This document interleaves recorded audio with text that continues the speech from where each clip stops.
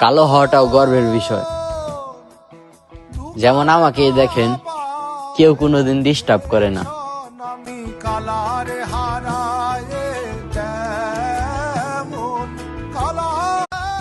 কালো হওয়াটাও গর্বের বিষয়।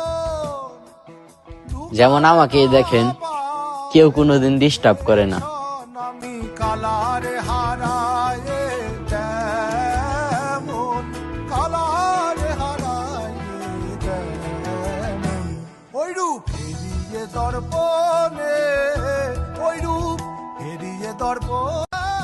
কালো হওয়াটাও গর্বের বিষয়। যেমন আমাকে দেখেন, কেউ কোনোদিন ডিস্টার্ব করে না।